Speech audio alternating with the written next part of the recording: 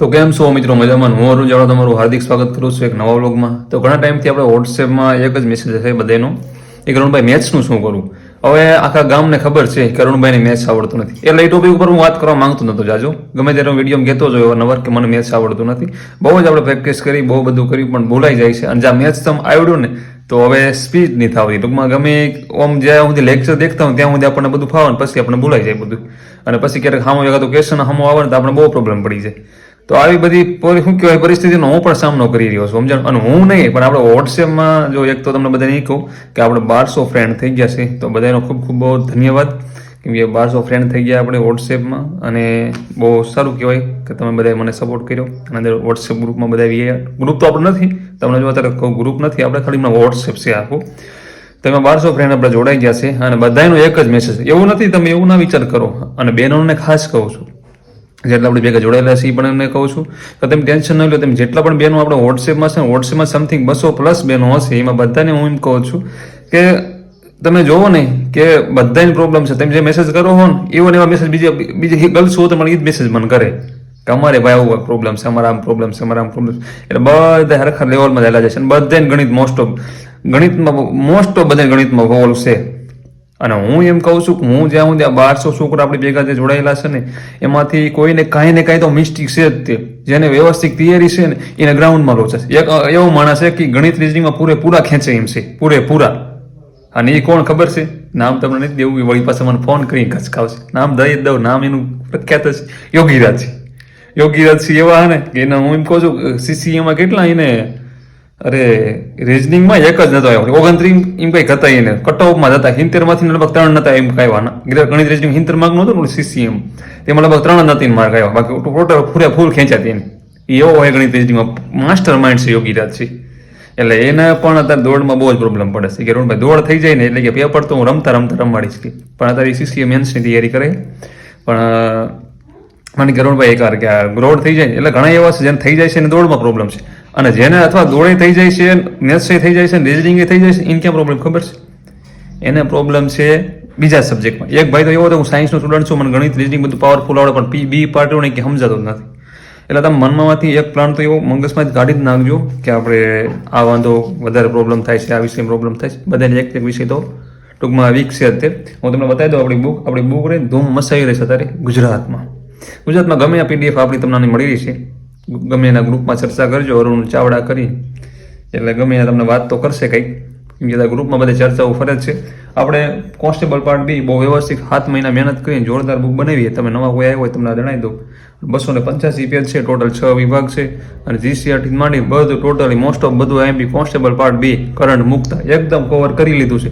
અને બહુ જ લોકો એની પીડીએફ લઈ લીધી છે. અને તમે જો બાકી રહી ગયા હોય તો તમે ઉપર દેખાય નહીં, આપણો ગૂગલ પે નંબર છે 149 રૂપિયા તમે પે કરજો એટલે તમને પીડીએફ મળી જશે. અને એનો એક્સેસ તમારે જે નીચે નંબર દેખાય નહીં વોટ્સએપ નંબર છે, એમાં તમારે મેસેજ કરવાનો છે એટલે તમને આની પીડીએફ મળી જાય. મારે એવી ગણતરી છે કે ઓલ ઓફ ગુજરાતમાં બધે ઘરે હું ત્યાં બુક આપણે પોગાડી દેવાની ગણતરી છે. ગમે એમ કરીને પીડીએફ શું કહેવાય પોગાડી દેવાની ગણતરી, સમજો ને તમે.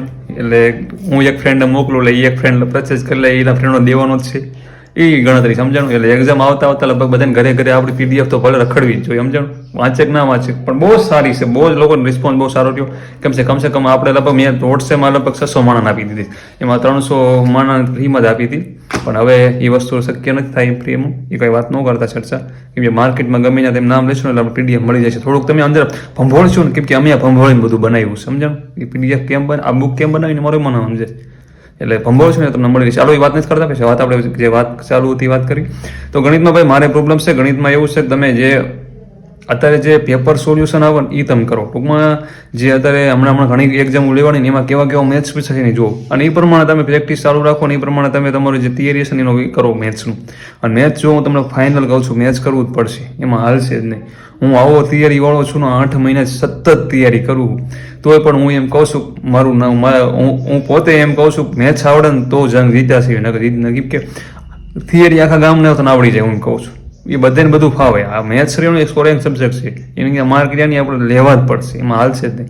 હાવ ઘણા એક ફ્રેન્ડ મને કરુણભાઈ હું હાવ સ્કીપ કરી દઉં, હાવ સ્કીપ તો ન કરાય. એ વાત તમારી ખોટી. થોડાક માર્ક્સ તો એના લાવવા જ પડે આપણે. એટલા હું માટે કહું છું કે મેથ્સ થોડુંક કરજો, થોડીક પ્રેક્ટિસ કરજો ગમે એમ કરીને. અને મેથ્સ એટલું બધું ત્યાં આગળ મેં જે દાખલા જોઉં છું ને તો મને એવું લાગે છે કે એટલું બધું ટૂંકમાં આપણે જેટલું વિચારી રહ્યા છીએ ને એટલું એવું નથી એમ. આપણે જાતને એવું આપણે હું કે માની બેઠા છીએ કે આપણને ટૂંકમાં મેથ્સ આવડતું નથી. હું પોતે અત્યારે એટલો હું એટલે કોઈની સલાહ એટલા માટે વિડીયો નથી બનાવવા માંગતો એમ કે મને નથી આવડતું ને એટલે. બાકી બીજા બધા સબ્જેક્ટમાં આપણે ગમે કંઈક ભાઈ એવી હોય હું રમતા કાંઈ વાંધો નહીં. બીજા સબ્જેક્ટમાં આપણે ગમે ત્યારે હાલવી અને મેથ્સ આવડી જાય તો આપણે આખા બધા ભેગા હારવાર હાલવી. મેથ્સમાં થોડુંક કેમ કે પહેલાંથી આપણે ટૂંકમાં મેથ્સ હતું ને 10મા ધોરણમાં આપણે ગોખીને પાસ થયા. ક્યાં તમને ખોટું બોલું, ઘરના માણસ છો તમે, તમને એમ એટલે કહું છું કે 10માં ગોખીને પાસ ઓલા પ્રમાય ની આવે ને બધા સાહેબ ત્યાં પાકા કરી નાખજો, પાકા કરી નાખ્યા પાસ થઈ ગયા હતા. હાજુ તમને કહું ને તો અને પછી મેથ્સ કર્યું જ નથી. હવે તમે હાજુ નહીં માનો, એ સમય હું પ્રાઇમરીમાં હતો ને એ વખતે મને રહ્યા ને હું 21 મને આવડતા હતા અને હું 31 શીખતો હતો. અને અત્યારે હું રહ્યો ને તમે હાજુ નહીં માનો કે મને શું કહેવાય એક યાદ નથી રહેતા મને તો ભૂલાઈ જાય બધું કામ કેમ આવે. ડાયરેક્ટ કોઈક પૂછે ને ડાયરેક્ટ ભૂલાઈ જાય. વિચાર એમ કરો આટલું નોલેજ ઓલું થઈ ગયું કેમ કે 2 વર્ષ વચમાં મૂકી દીધી ને તૈયારી એટલા માટે. તો ચાલો હવે વાત તમને એ કરવાની હતી. મેથ્સ ગમે એનું કરતા હોય ભલે ગમે એનું કરો, જેનું કરો એને આવું બદલાવતા નહીં, જેનું કરો એનું પકડી રાખજો, એમને મૂકતા નહીં ગમે એમ કરી, ભલે જેટલું આવડે એટલું. હું એમ કહું છું સામાન્ય આપણે 30 માર્કનું કોન્સ્ટેબલ આપણે વધારે કોન્સ્ટેબલનો ફોકસ છે. 30 માર્કનું કોન્સ્ટેબલ જેમાં પૂછાય હું 30માંથી સમજાવ 15 માર્કનું આપણને આવડી જાય ને 15 થી 20 માર્કનું. પણ પેલી વાત એ કે આપણે બીજો સબ્જેક્ટ હોય ને પાવરફુલ હોવો જોઈએ. એ એક વસ્તુ યાદ રાખો. બીજો એક સબ્જેક્ટ માર્ક વાળો જો ને બંધારણ છે અથવા બીજો ગમે એ પાવરફુલ કરી નાખો. રિઝનિંગ છે એ પાવરફુલ કરી નાખો. અને ઘણા મને એમ થાય ગદ્ય સમીક્ષા શું ગદ્ય સમીક્ષા એટલે ગદ્ય સમીક્ષા રહીને એ આખા મલકને આવડશે ને એવું આપણને આવડશે એટલે એનું કોઈ ટેન્શન ન લેતા. વધારે માર્ક કોણ આવશે જેને ગુજરાતીમાં પકડ સારી છે ને એને આવશે એટલે એનું કોઈ ટેન્શન તમે લેવામાં તમે એ બધાને કદાચ 500 ફકરા કરો 100 ફકરા કરો ગમે એટલા કરો એ બધાને સરખું લેવલનું જ રહેશે એટલે એનું તમે ટેન્શન કોઈ લ્યો જ માં. આ એક તમને ખાલી આપણને ખબર એટલી પડી છે ટૂંકમાં ફકરો કઈ રીતે પૂછાય, ટૂંકમાં એ ગદ્ય સમીક્ષાનું કઈ રીતે આપણે આન્સર દેવાનો એ થોડુંક આપણે સમજવાનું હોય. તો એવું તમારે શું કહેવાય એની પીડીએફ મને જોતી હોય મને તમને વોટ્સએપમાં મેસેજ કરજો ને. તમને નંબર આપ્યો નહીં એક મારા પીડીએફ જોરદાર પડી છે ગદ્ય સમીક્ષાની તમને નાખી દઈશ. સમજાણું? તમે જોતી હોય મને કહેજો તમને આપણે પડી છે એ તમે ખાલી થિયરી જોઈ લેજો. અને તો તમને એવું લાગતું હોય બુક લઈ લેવાની એવું ક્યાં છે તો એવું લાગે લઈ લેવાનું. બાકી જો હું બીજા કાંઈ બોલું નહીં તમે બધું માનવા બંધાયેલા નથી. એ વાતનું તમારે ખાસ નોંધ લેવાની છે. કેમ કે હું બોલતો હશે ને હું બધા ભેગી ચર્ચા વિચારણા કરીને અને ગમે વાત કરતો છું. હું ગમે એવું પ્રદર્શન કરું ને એ પહેલાં હું બધે જાણી લઉં અને પછી હું કરું. એના આગળ તો હું ના બોલી શકું. સમજણ? મેથ્સ વિશે તો મારો બહુ ઓલું છે કેમ કે મેથ્સનું અત્યારે એક અમારા ફ્રેન્ડે મને બહુ સારો સજેસ્ટ કરેલો હોય. 1-2 ફ્રેન્ડ છે મેથ્સ સારું આવડે છે ને એને જ્યારે સારું મેથ્સ આવડે છે ને એને મને સજેસ્ટ કરેલો હોય. પણ હું એ બધે બીજાને ન કહી શકું કેમ કે મેં બીજા માહિતી લીધેલી છે અને બીજા મને આપેલી છે અને મારી વ્યક્તિગત પૂરતી જ છે એમ. અને એમાં વધારે પૂરતી પછી બીજાને થોડુંક અસર થાય એવું આપણે નથી કરવું. સમજણ? એટલે એ મારી પૂરતું છે અને મને વધારે પૂરતું મેથ્સ કહેવડાવે છે. અને કોઈને જો સારી પકડ હોય અંક માથે કદાચ વધારે ફાવી જાય તો કંઈ કહેતા નથી. તમારે થાય ને એટલું કરવાનું. બાકી જય માતાજી. મળી બીજા વ્લોગમાં ત્યાં ત્યારે જય માતાજી.